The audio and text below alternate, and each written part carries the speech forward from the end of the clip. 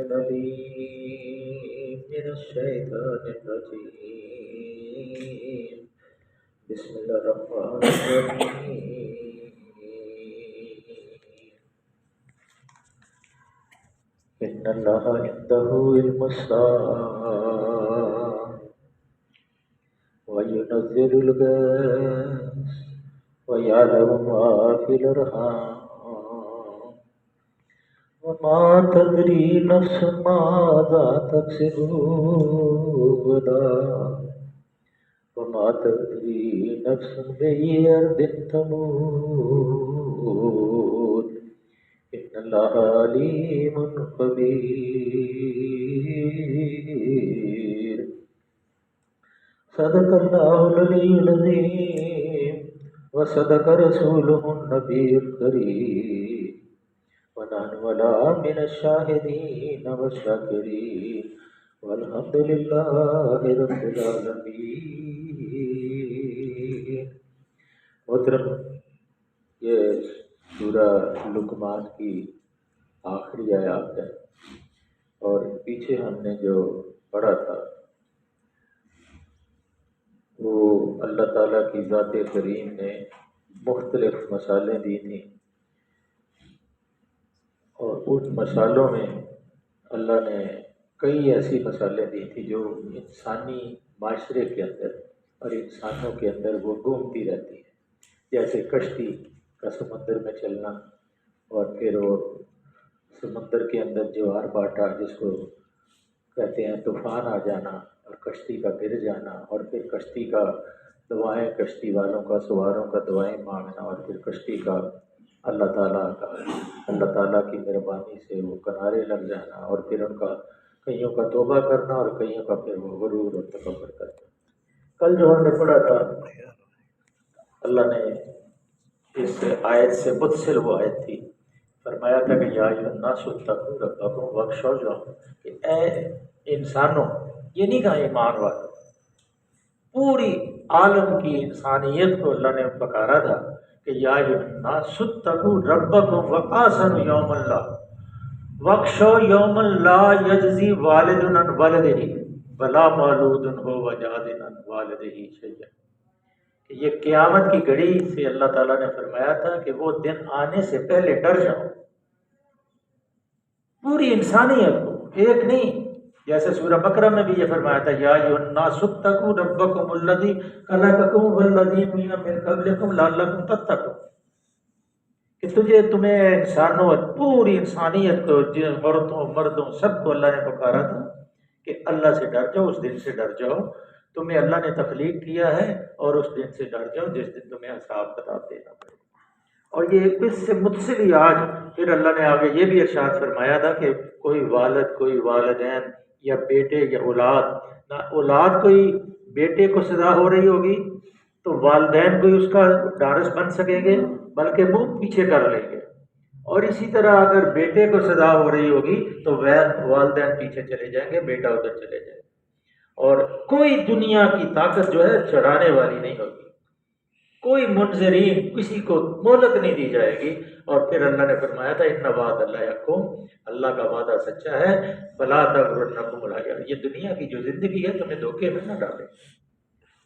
یہ دنیا کی زندگی جو ہے لیبلوکم ایکم احسن عملا، کھاؤ پیو حلال طریقے سے، حلال طریقے سے، بتائے ہوئے طریقے سے زندگی کو بسر کرو اور پھر اس دنیا سے رخصت ہو اور اللہ سے. اور پھر آخر میں اللہ نے کل جو ہم نے پڑھا تھا کہ جو سب سے بڑا دھوکے باز ہے، ان شیطان عدو مبین، شیطان جو ہے کھلا دشمن ہے، اس بڑے دھوکے باز سے بچو جو تمہیں ملما سازی کر کے کوئی نہیں ابھی پڑھ لیں گے نماز، کوئی نہیں ابھی بڑی عمر پڑی ہے ڈر جائیں گے، کوئی نہیں ابھی تھوڑا سا کچھ جو مرضی کر لے.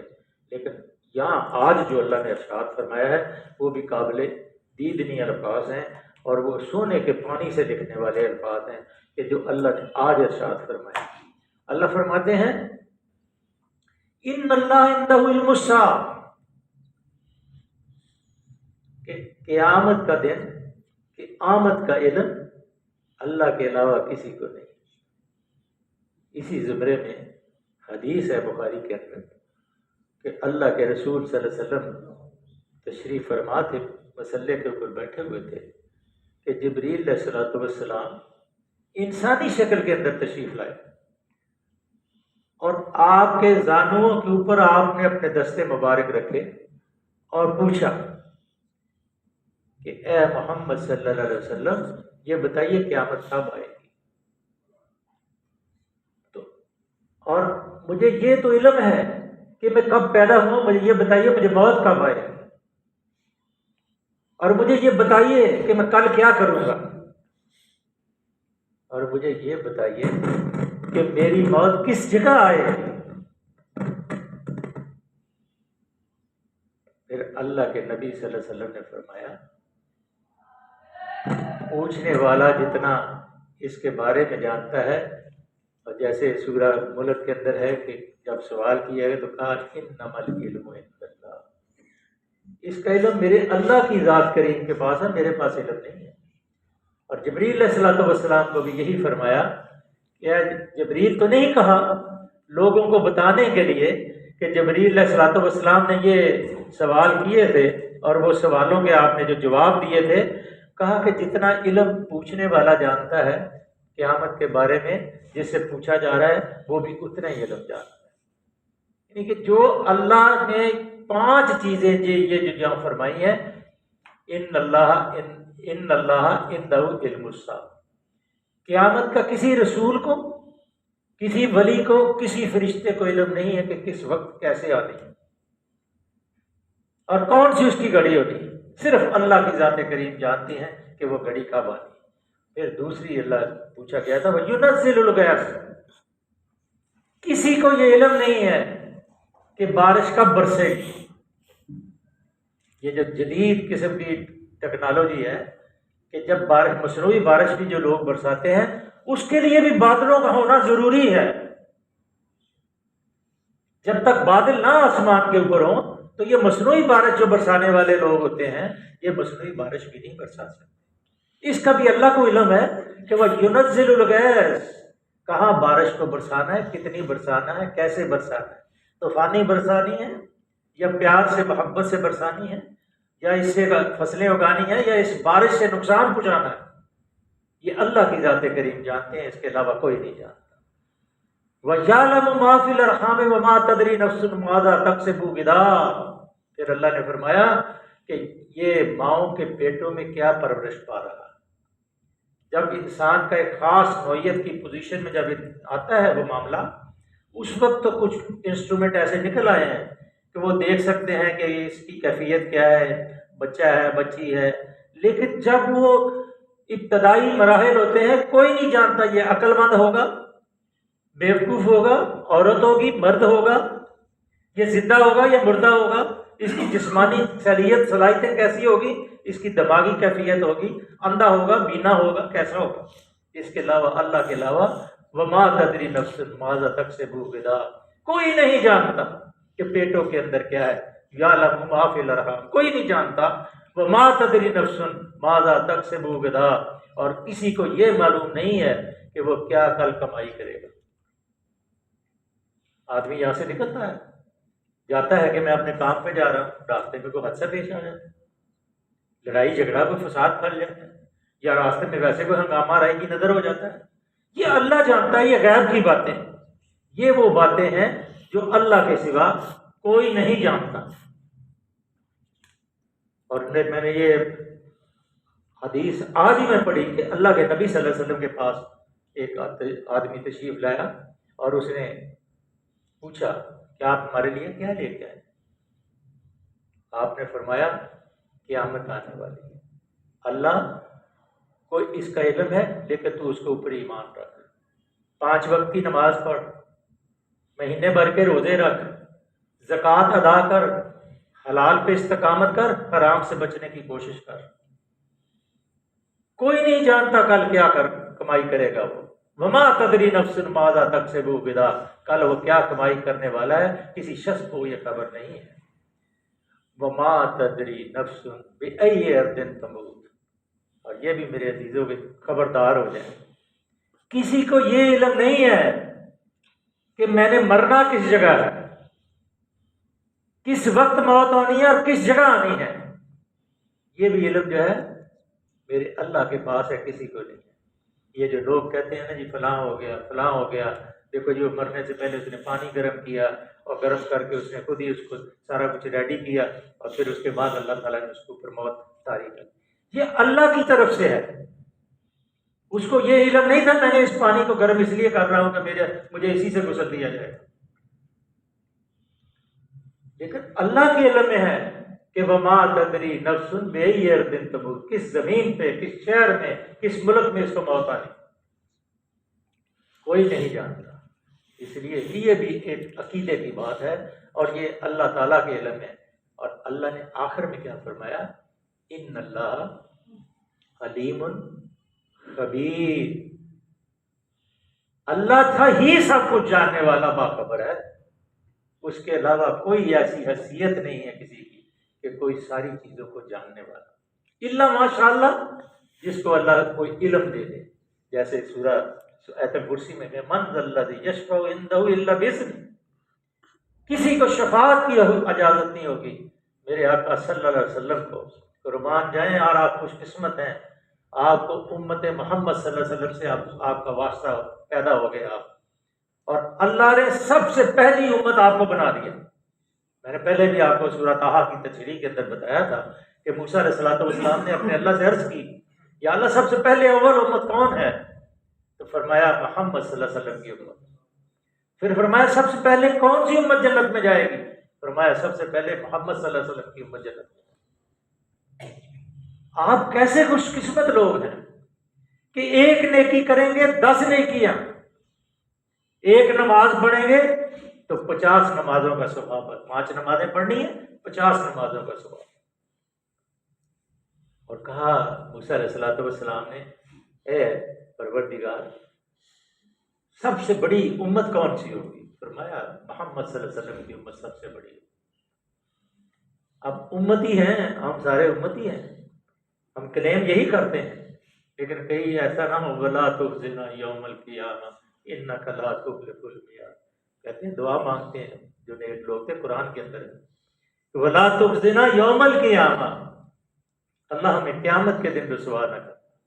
اور جب تمہاری ملاقات اللہ سے بھی ہونی ہے اور محمد صلی اللہ علیہ وسلم سے بھی تمہاری ملاقات ہو، اور اگر محمد صلی اللہ علیہ وسلم نے یہ کہہ دیا کہ یہ وہ لوگ ہیں جنہوں نے قرآن المحجورہ میرے قرآن کو ٹکڑے ٹکڑے کر دیا تھا، تو میرے عزیزوں پھر کیا حال ہوگا؟ اس قرآن کو روزانہ پڑھیں، اس قرآن سے محبت کریں، یہ آسمان والوں کے ساتھ رشتے جوڑنے کی باتیں ہیں۔ یہ مٹی سے نکل کر، یہ گرد و غبار سے نکل کر، یہ جو گندگی ہے زندگی تو پھیلی، اس سے نکل کے عرش معلیٰ والے کے ساتھ تمہارا رابطہ کرو ہوتا ہے۔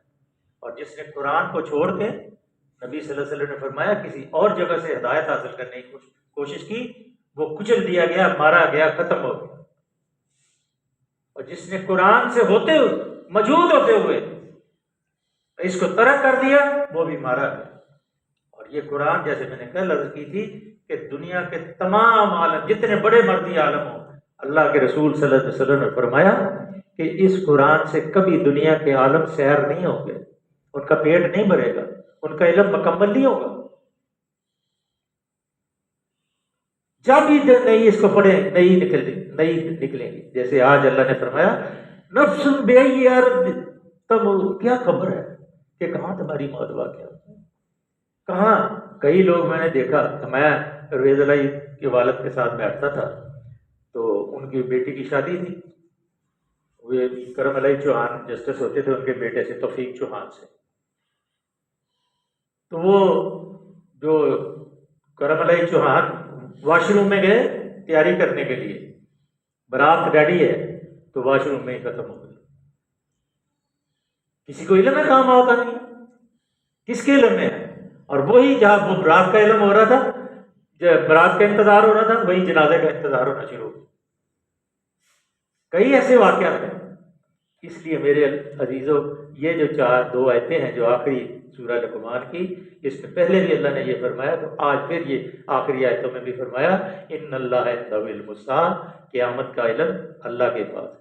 وَيُنَزِّلُ الْغَيْثَ، بارش کہاں برسانی ہے، کتنی برسانی ہے، اللہ کے علم ہے۔ وَيَعْلَمُ مَا فِي الْأَرْحَامِ کہ پیٹوں کے اندر کیا پرورش پاتا ہے، کیسے پرورش پاتا ہے، کون سی اس کی صلاحیتیں ہیں، اندھا ہے، کانا ہے، لنگڑا لولا ہے، کیا اس کی پوزیشن ہے، اللہ جانتا ہے۔ وَمَا تَدْرِي نَفْسٌ کسی نفس کو، کسی ذات کو، کسی انسان کو علم نہیں ہے کہ کل وہ کیا کمائے گا۔ وَمَا تَدْرِي نَفْسٌ بِأَيِّ أَرْضٍ تَمُوتُ نہ اس کو یہ علم ہے کہ میں کل میں کس زمین پہ، کس شہر میں، کس ملک میں مروں گا۔ ان اللہ علیم خبیر بے شک اللہ علیم بھی ہے، جاننے والا بھی ہے، باخبر بھی ہے۔ الا یعلم من خلق وهو اللطیف الخبیر اللہ کیوں نہیں جانتا، اللہ تو باریک بھی باخبر ہے۔ اللہ سے دعا ہے کہ اللہ کی ذات کریم یہ سورہ لقمان مکمل ہو گئی ہے انشاءاللہ العزیز، یہ باقی سورہ سجدہ کل پیر کے دن اس کو شروع کریں گے۔ اللہ سے دعا ہے کہ اللہ نے قرآن کو سمجھنے اور اس کے اوپر عمل کرنے کی اور قیامت کی گھڑی سے میں ڈرنے کی توفیق عطا فرمائے۔ صدق اللہ مولانا العظیم وصدق النبی الکریم ونحن علی من الشاہدین والشاکرین۔ اللہم صلی وسلم علی عبدک ورسولک وحبیبک سیدنا محمد النبی الامی وعلی آلہ وصحبہ وبارک وسلم علیہ۔ اللہ ہمارا پڑھنا بیٹھنا قبول فرما۔ اللہ جتنے یہاں ساتھیوں کی بیماری کے متعلق کہا گیا یا اللہ سب کو شفا عطا فرما۔ اللہ ایسی شفا عطا فرما کوئی بیماری باقی نہ رہے۔ اللہ سب کے گھروں میں چین امن اور سکون عطا فرما۔ اللہ ملک پاکستان کی حفاظت فرما۔ اللہ جو اس کے دشمن ہیں اللہ ان کو نیست و نابود فرما۔ اللہ جتنے ساتھی یہاں قرآن کی اس مجلس میں بیٹھتے ہیں اللہ ان کے دلوں کو قرآن کے نور سے منور فرما، ان کے گھروں میں عافیت عطا فرما، آنے والے مصائب اور مشکلات سے بچا۔ اللہ جی غزہ کے فلسطین کے مظلوم مسلمانوں پہ رحم فرما، اللہ رحم فرما۔ اللہ بھول گئے، کمزور ہو گئے، اللہ تیری رسی کو چھوڑ دیا، اللہ معافی مانگتے ہیں، اللہ معافی عطا فرما۔ بیماروں کو شفا، اللہ تنگ دستوں کو غنی، اللہ جن کی اولاد نہیں ان کو صالح اولاد عطا فرما، اور جن کی اولاد ہے اللہ ان کو صالح بنا دے۔ اللہ کوئی غم نہ دکھانا، اللہ جو روٹے اللہ سب کو اللہ جوڑ دے، ملا دے، دلوں کے بغض اور کینے اور حسد دور فرما دے، اللہ امت مسلمہ کو ایک کر دے۔ صلی اللہ تعالی علی حبیبہ محمد و آلہ وصحبہ اجمعین برحمتک یا ارحم۔ جزاکم اللہ خیر۔